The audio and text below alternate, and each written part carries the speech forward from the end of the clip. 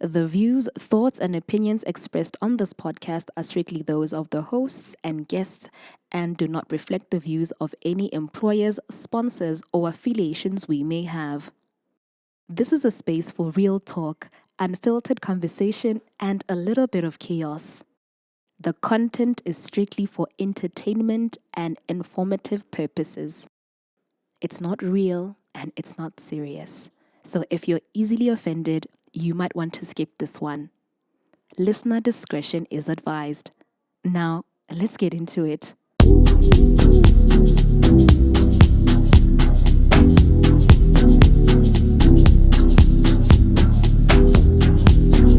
What's up, Life Unscripted family? I hope that you guys are doing well. Listen, this space of ours is growing and it's making me so excited because we are finally doing our first ever outside broadcast. And guess where we are?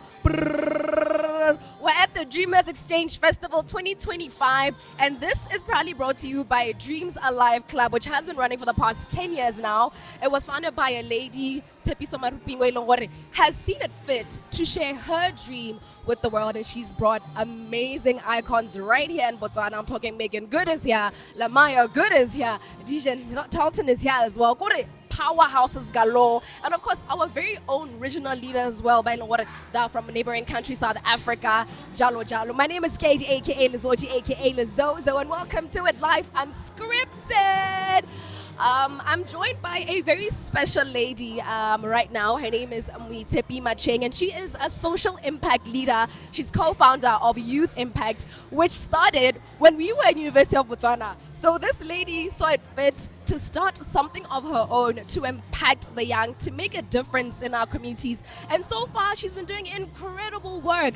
So it's only fair that we get to have a sit down with her, because she was also on the stage over there talking to us and telling us why it's so important for us to own our dreams and own becoming.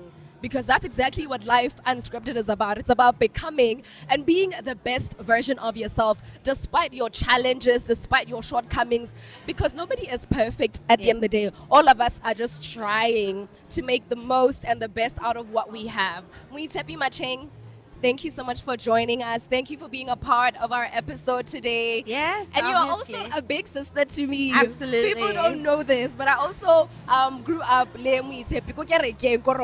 so she was like the big sister while we were like the youngest. So she's always been loving, very welcoming, and that's the consistency of her character. I think that's why she's so special, because Thank you. Thank you. Yeah, so we celebrate that. You humble me. And I just love also what you're doing, and also shout out to you for just starting a podcast. Yeah. I miss, hearing you on the radio, but when you started this, I was so happy. So happy for you. Yes. Yes. So you mentioned the fact that you were a law student. I actually had no idea that you were studying law. I would have thought that you were doing something within social justice, criminal what. Yeah, so I was a law student. Yeah. And studying, for 5 years at the University of Botswana. Yeah.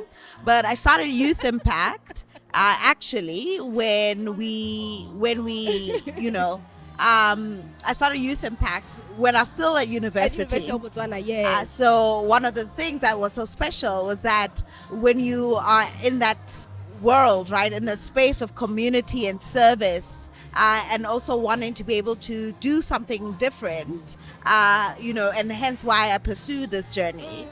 It was really, I would say, a calling, more so than anything, to say that, particularly in Botswana, NGOs, they start, but they don't survive for long. Yeah. And also, they are doing programs, but we never really get to know about the results. Yeah. So Youth Impact was really started with that basic, foundation to be able to say that we want to, do programs that have been proven to work, such that we can be able to deliver them across the country. But also we wanted to, start a movement.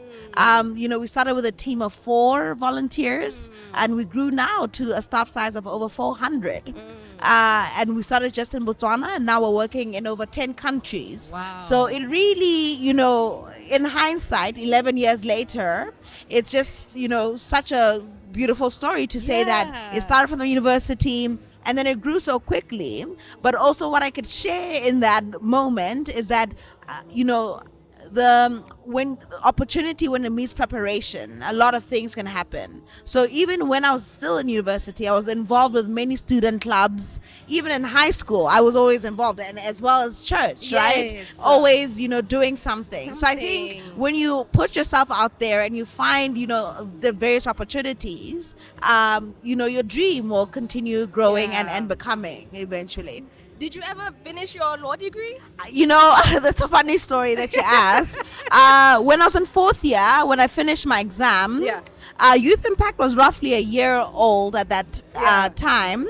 What I did was then I stopped school and I took a 2-year gap year. My parents were like, why you are left with 1 year? Why are you not going to complete? But I felt it in me, and I strongly believed that I must, really focus on building the organization. And I'm glad I took that 2 years time, although it was such a unpopular decision. But it allowed me to grow the organization, to spend a lot of time, because when you're building, right, you are working on everything, right? It's not you're just the one that wears the many hats in you're the doing organization. communications, you're doing everything, right? So it was important that I took that 2-year time, and then I went after 2 years to complete my final year. Yes, as long as you finished. And then I have a degree, but yes, it was important that I, really focus on building it, and I'm glad I did. You spoke about statistics, the young in Botswana. You highlighted the fact that our young people do not know how to do basic mathematics. They don't know how to read. What does that communicate? Yeah, Kedi, this one is a very important one because firstly, when we talk about education, we think about inputs or infrastructure. So this is, are they schools that are built? Is they the right infrastructure? Are they tables and chairs? But often we don't translate it on to learning. So in Botswana in particular, we have high enrollment rates. This means that ngwana mongwe le mongwe wa Motswana can be able to access school. But where we are not doing well is on quality learning. So we find that 10% of standard 5 students are at division, and only 30% of those students can read a simple paragraph. So that means that majority of students are in classrooms but are not learning. So this means that particularly when you look at our education outcomes for the past many years, our test scores have been declining. When you look every single year. Exactly. Like not even from 5 level, the BGCSE results, the JC results, the PSLE results. Absolutely. So what we're saying is students need to learn the foundational skills, right? This means that at primary level, if a student asaitse go bala, kana go dira simple addition, how are they going to be able to progress to the other years? But also, relatedly, how Tanako JCE, this is the junior secondary school examinations. This one really touches me a lot because their students that fail aren't able to progress.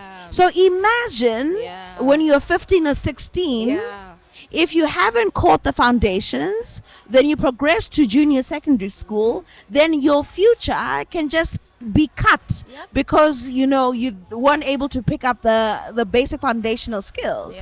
So you find that really in terms of our education system, what I often say is we need to focus on the foundations but also look at outcomes based education.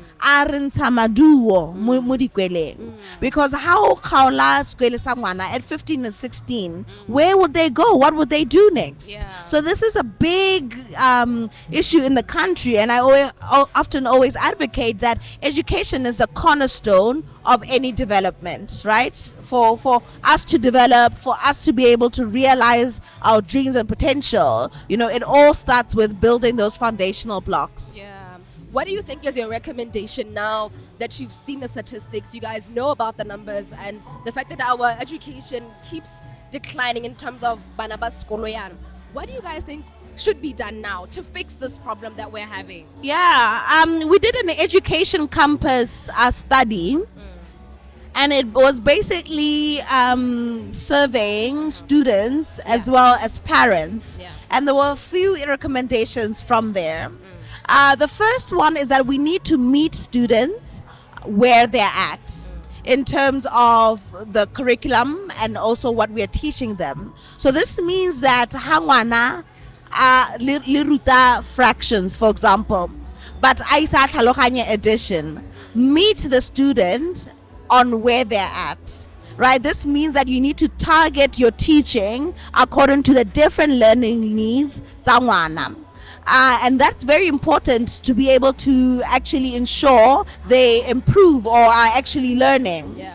And then the second other big one, recommendation as I have is that parents need to be involved in their children's education. For sure. Typically, parents, are there for parent-teacher association meetings or at the end of the term to go and collect the report card.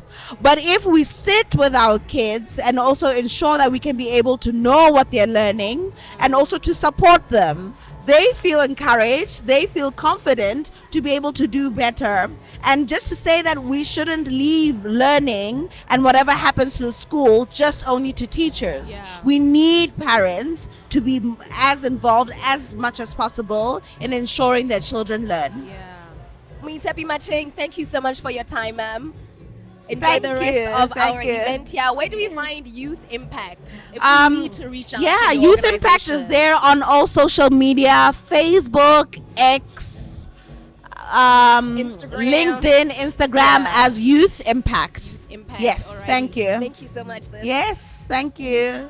Ladies and gentlemen, boys and girls, we are still here at the Dreamers Exchange Festival 2025, celebrating 10 years of the Dreams Alive Club. And we've got amazing powerhouses this afternoon. It's so amazing. She's actually going to be talking to myself and Sadi later on during this program because we have our fire chat that's going to be coming. But please allow me to introduce Kee-Leen Irvine. She's a multi-award winning self-made executive TV mogul. What I get a TV mogul? Show it's about Strictly Come Dancing South Africa. I'm talking about shows such as Come Dine With Me. I'm also talking about shows like The X Factor. And most recently, something that is, relatable to you and I, it's Family Feud Botswana. So you are the executive producer, owner, is that it, of Botswana Ignite?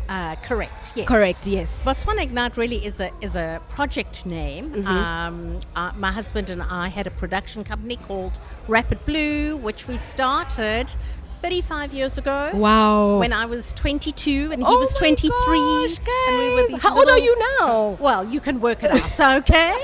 But we don't need to dwell on Yes, that. on that, yes. We met at Mnet and we had this department where we were responsible for all the on-air marketing. The Mnet M and the Supersport S, we designed that. Oh my And all the gosh. campaigns that said, watch this movie, watch the rugby, watch the soccer. Yeah, to promote the that. shows. So we did that at Mnet, and then we decided we didn't want to work for a boss. We wanted to have a company where we could create the culture, we could set the tone. Yeah. We wanted to train and develop people.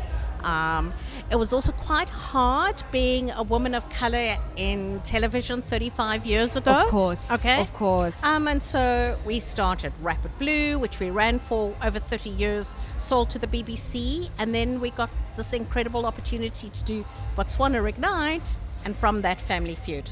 Oh my Yeah. gosh. So, long journey. Yes, you have a vast experience in television, and I read somewhere in an article that you cringe at the term reality TV or reality show, and you're still doing it now. Yes. Ma'am, why? Because a lot of reality television is what I call train wreck television. It encourages people to behave badly. It celebrates that. And the reason I wanted to get into television is because it is such a powerful tool to shape and influence society.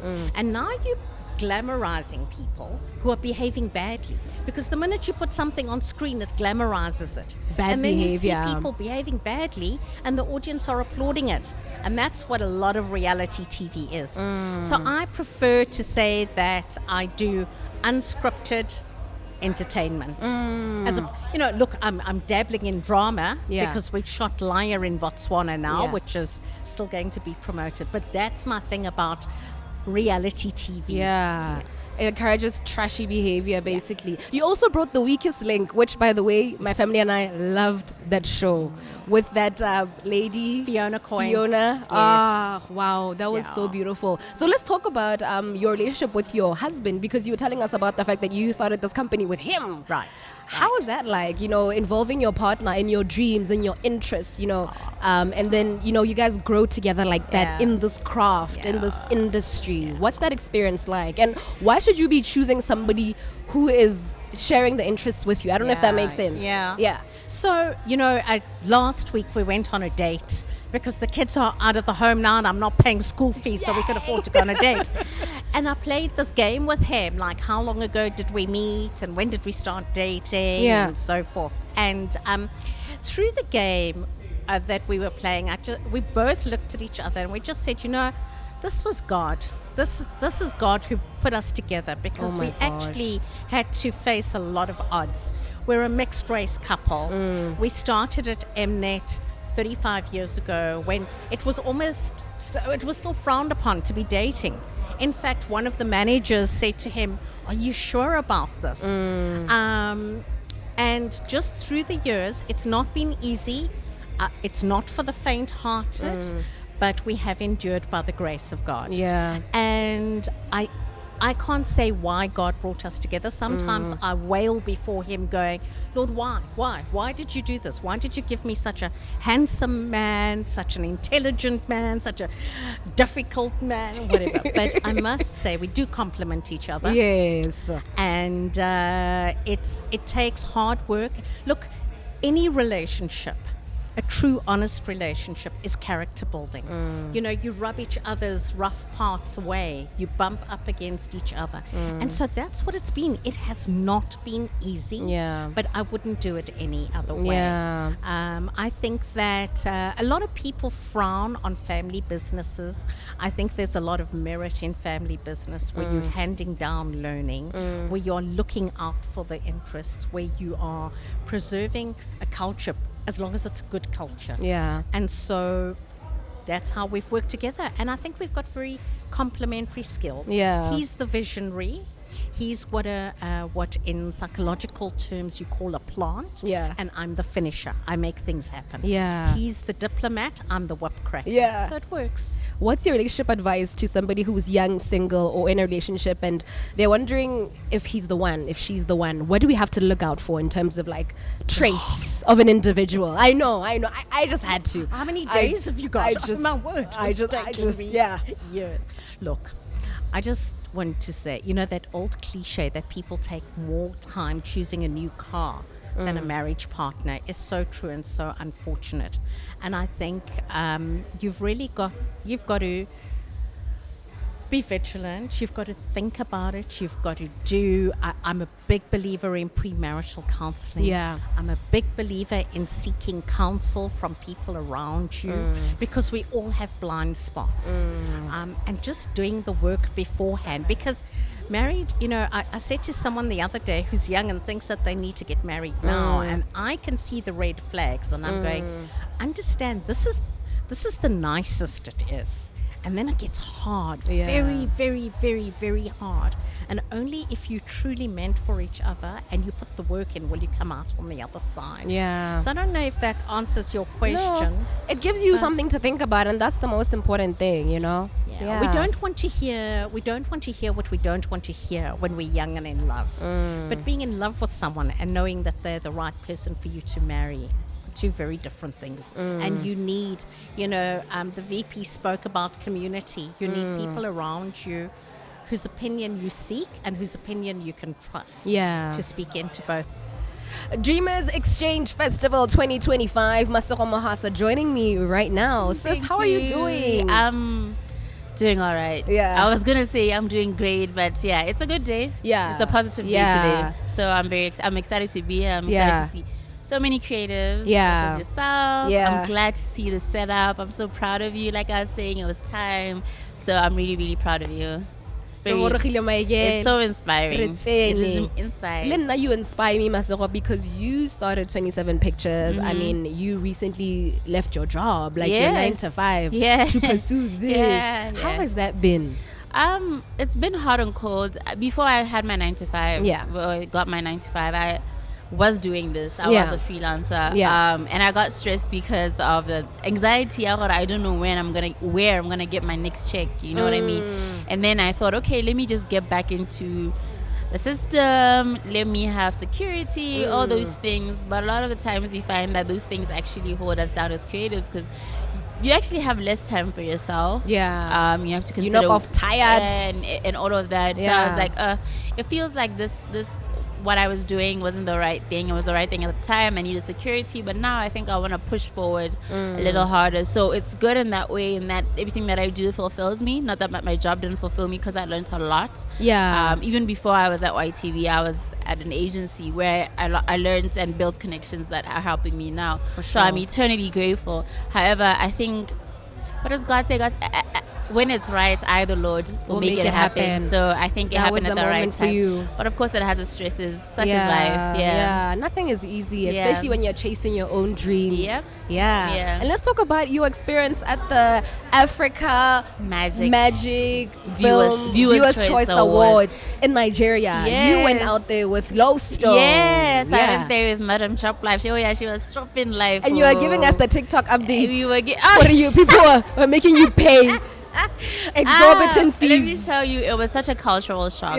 Like, we said, was not really, and I used to think it was a bad thing, but for me as a person, or maybe it's just because it's but like, it was exhausting having to be fast and like tense and like alert the whole time. So it was a culture shock in that way, and that I just had to.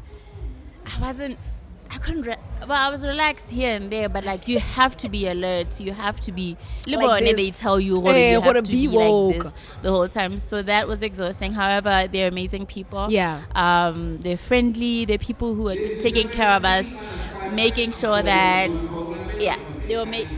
Okay, Mdu. All right. 3 minutes, 5 minutes. Okay, cool. Thanks, Mdu. So there were people who just would recognize. I think. Now you be like, oh, I'm light skinned. They were just like, are you from South Africa? And I'd be like, no, just above it, just on top it. So they would realize that we're not from there, and would get into like, okay, protective mode. Oh, this, you should do this. Hey, don't do that. Don't go there. Go I like the fact that at least they were guiding you. Exactly. Like, do you need money? We can tell you where to get money. Because they're like, swiping and everything isn't as easy. There's people moving around with POS machines where you cash. So they call those people for us. So Damn. It was and how was the Africa Viewers Choice Awards, the Africa Magic Awards? Amazing. I saw so many people I grew up watching on TV. Oh my god. Especially the Nigerian, like the Niger stars. It was it was nice, but for me, I get so overwhelmed so easily. So just how grand the event was for me was overwhelming. There was so many people. And there was and I was just like, oh my god, but I enjoyed it. It was a learning experience. It was me realizing for what I do at a big scale. What does it look like? I met Thapelo Mokoena there, and with his hair, the gray, the silver hair, I was silver fox. He's so fine. And he was nice. He actually didn't think anybody in Nigeria would recognize him. So when I yelled Thapelo Mokoena, and he's like, who's calling my name? Oh, somebody knows me. And I was like, yeah, don't worry, we're from Botswana. So then he was like, my people, the Sadek family. yes. Oh, hi. And he came over to take pictures with us, which is really, really nice. Yeah. So yeah, overall, it was a really amazing experience. I love it for you. What's the advice that you can give to a young person who wants to chase their dreams, just like what you've done? Yeah, start now. Yeah. That's it. Start now. Don't wait to get better at it. Don't get to be recognized. It's so easy, man. I think our phones have cameras, they have video cameras and things like that. So if you want to get into film, unfortunately, film and TV have better get a CV. You know what I mean? You better get the last projects that you've worked on. So create a project. I can't tell you how many things that I've pitched. Say long to pitch the idea, I had shot like a 5-minute thing for it, and then that like for a them pilot. would help them see to the see vision it, and stuff. So just start now, shoot what you can. Get your friends together. Hella, one day, hella, instead of maybe guys, let's get together and then shoot something for 30 minutes and then you know what I mean? Make something of it. But my advice is always start now, because tomorrow's not guaranteed at all. Amen. Sis. Well, thank you so much. Thank you so much. Have yourself a lovely Once again, I'm so proud of you. Thank you, sis. Thank you. Thank you. Alrighty, ladies and gentlemen, boys and girls, it is the Dreamers Exchange Festival 2025. 10 years in the game. That's the Dreams Alive Club. And joining me right now, as you can see, I've got the cousins. We've got LaMyia good. We've got Dijon, Talton. We've got Meagan good here that are joining us. And they were our key speakers from America, live in Botswana. Guys, how's your day? How's your day been so far? Amazing. Incredible. It's been beautiful. It's been really just, I feel full of impact, full of purpose, full of healing, great conversation, and just learning and giving and receiving. So it's been pretty incredible. It's also my first time in Africa and all of our first time. Thank you. All of our first time in Botswana. Welcome to Botswana. And you guys are such a beautiful country and people, and you have received us so warmly and welcomely. So we feel like home, and we'll definitely be back. Thank you, guys. And one last question: what does purpose mean to you? Because we're here talking about chasing our dreams and going for what we love. So what does purpose mean to you? Purpose is using your gift for something greater than yourself. That's purpose. Yeah. Using your gift to give back to others, to plant seeds, to create impact on your community, and being obedient to your gift. Whatever the vision is God put in your life, whatever your walk and your step is, being obedient to do it in a timely fashion when He says so that He gets the glory. Yeah. Using the gift that God has so graciously given you to spread the word, to build the kingdom, to help others, to allow yourself to be helped, and to do whatever God calls you to do, using it. But to understand that whatever it is that God's given you, giving it back in a way that is really intentional and focused on something bigger than yourself. All right. Thank you, guys. Thank you for inspiring us as well. It's so good to You're very welcome. to hold you. Thank you for holding it down and killing it. Thank you so much. Alrighty, joining me right now is Madam Job Life, Lorato Orapeleng, filmmaker, director, producer, and a very special friend of mine. I've grown up with her, got to seeing her grow from when we were kids to her being this successful young woman who goes after her dreams. I think it's only fair that I had you on this sort of space, to talk about dreams and the importance of chasing your dreams. Now, you are somebody who left. What course were you doing?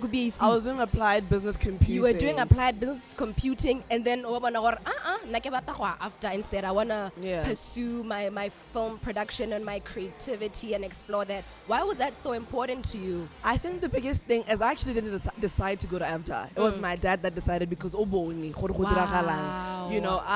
at BAC and I also figured that it wasn't working for me. But my request to my parents was always, can I go do a short course in Joburg over the holidays? And then my dad discovered that AFDA was opening in Botswana, and he said, well, why don't you go register at the school and do an actual degree and graduate?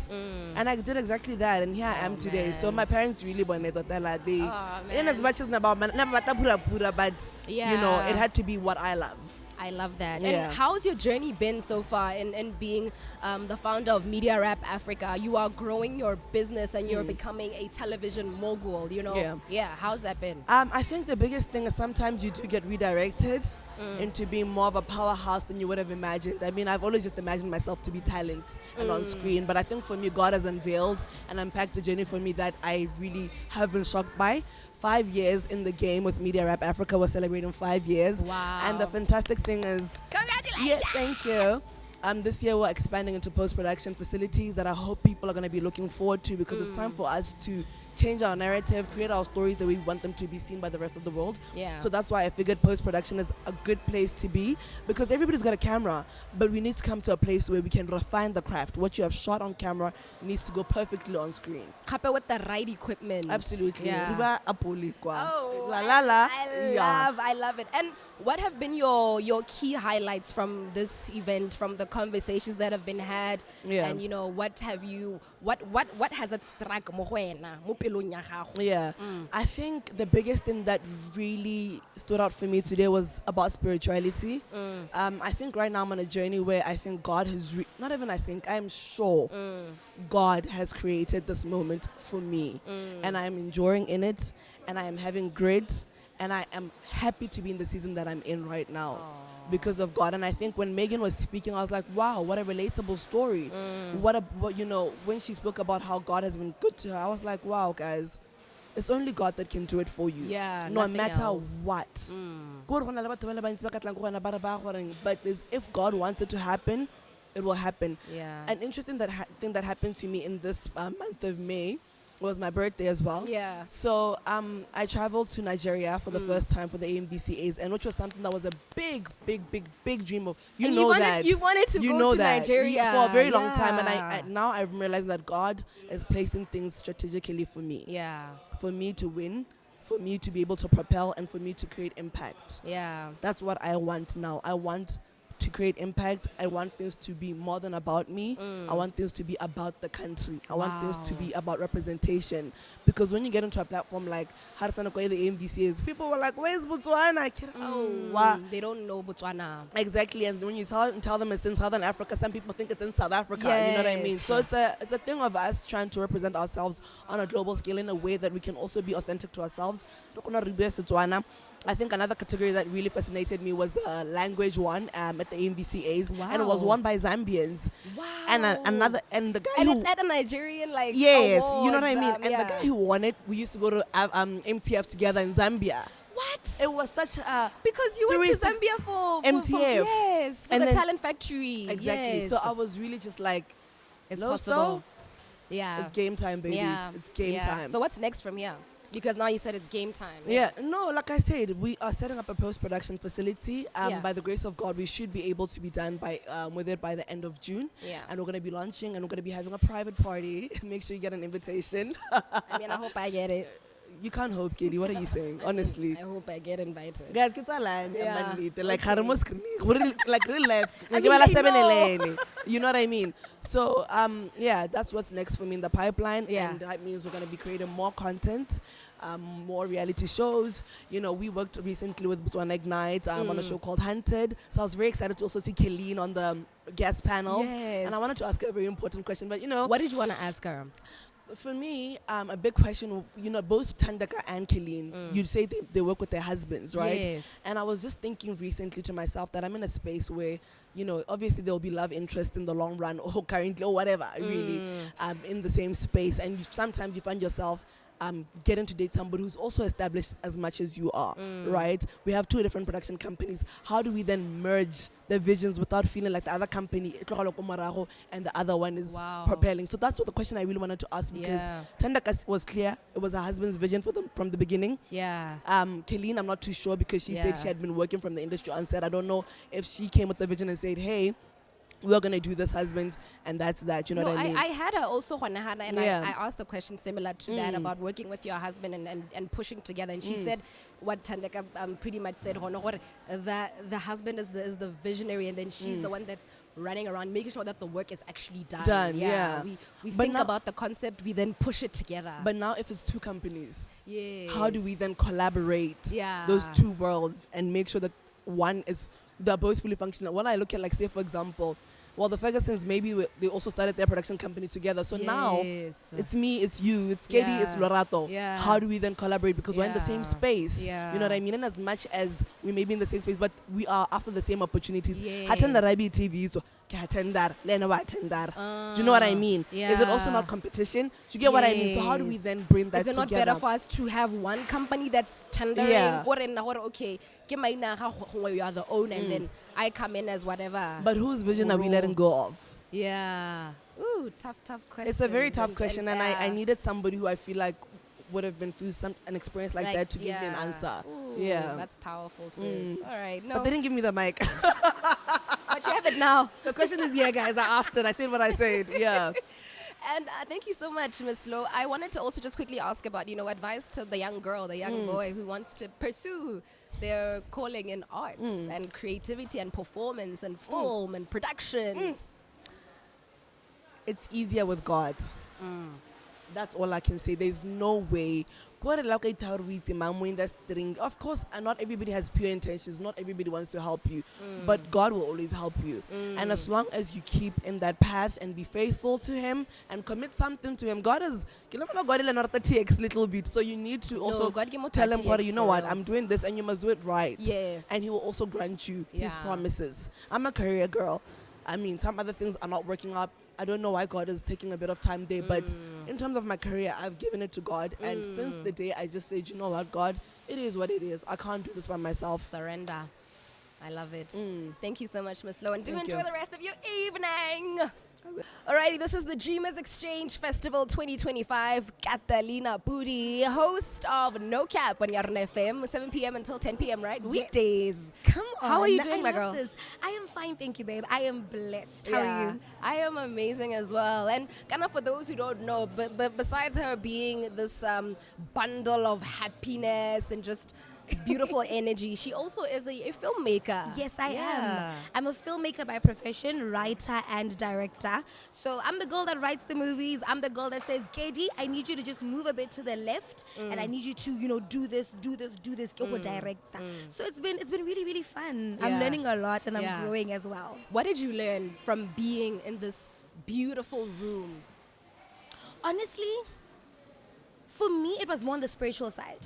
Yes, I did learn about the journey of creativity and how to deal with issues such as sexual harassment, how to deal with issues of monetization. But for me, I think what was so beautiful was the fact that there's creatives that believe in God. Not every creative is about drugs. Not every creative is about a life of sex and alcohol. You can genuinely get your energy, you can get your power from the ultimate supreme being God. I think a lot of times when creatives talk about their journey in terms of spirituality, they're deemed to be boring, especially looking at the entertainment industry where you always need to be fun, you always need to be on cloud nine. And I think today I just learned that, listen, it's possible for you to be so successful and still live within the parameters of God and still get your coins while you're at it. And I think another thing that I also learned is patience is key.